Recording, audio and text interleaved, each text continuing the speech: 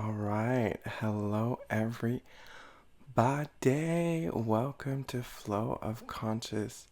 Hey, this is your host, Eddie, and I'm so happy to be here today with everyone not having the slightest clue what I'm going to be talking about, except that I'll be talking about Moby Dick.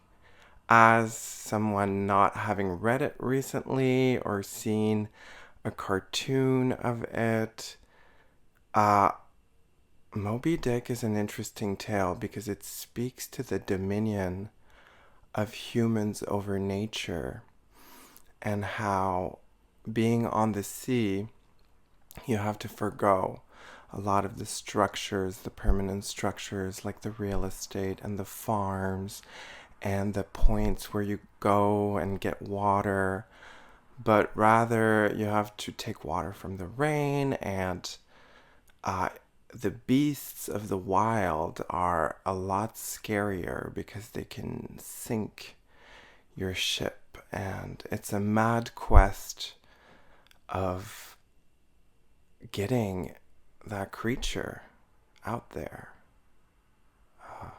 killing it, really, and asserting yourself at the top of the food chain, really.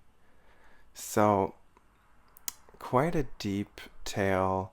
I like about it that it puts you in that scenario of having very little control, but trying to muster and channel as much of your willpower in an almost desperate attempt at victory and at maybe vanquishing one's own fears and one's own self doubt, and to grow beyond the means of whatever was thought possible for self growth, which I find is a very important and relevant topic these days because it seems like when the world has gone astray, all that is left to do is to find one's own will and one's own power in the face of many hardships and many I call them hyper objects. Like Moby Dick is a monster.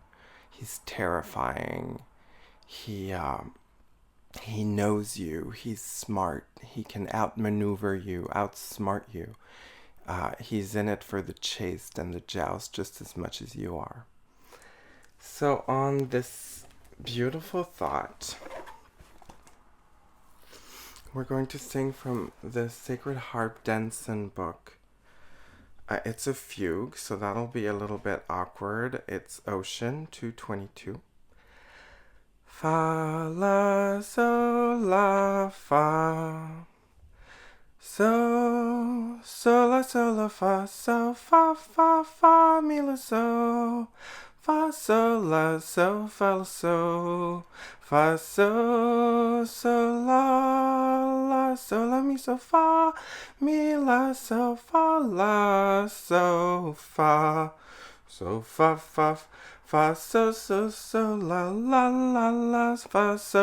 la, fa, so. So, let me fa, la, so, so, la, fa, mi, la, so, la, so, fa.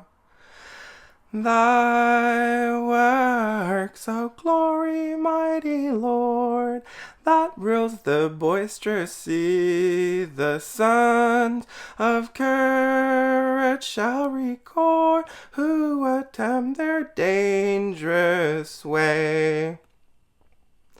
At thy command the winds arise and swell the towering waves. The men astonished mount the sky and sink in gaping graves. Very nice. So, a little bit about AI. There's this guy I follow. I can't remember his name, but he's super cute and relevant and talking about AI. So I'm just gonna be like a wannabe of him and say, like, that I agree with him in the sense that it's tough. It's a tough situation where AI is after the jobs that people love the most and that they're willing to sacrifice, maybe not getting paid as much as a more boring job in exchange for being able to work in industries like making comic books or drawing or painting or even making music, musicians, composers, and you know that civilization is going forward with this. You know it's an inevitable fact that most people are not going to think twice, and that's a scary thing because of the environmental footprint.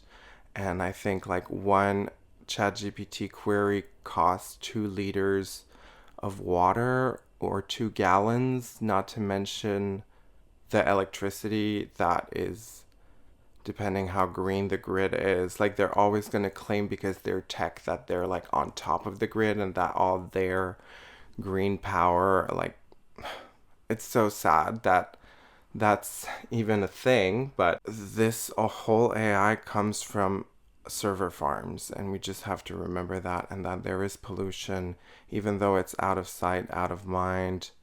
There is a carbon footprint. It's there, it's real.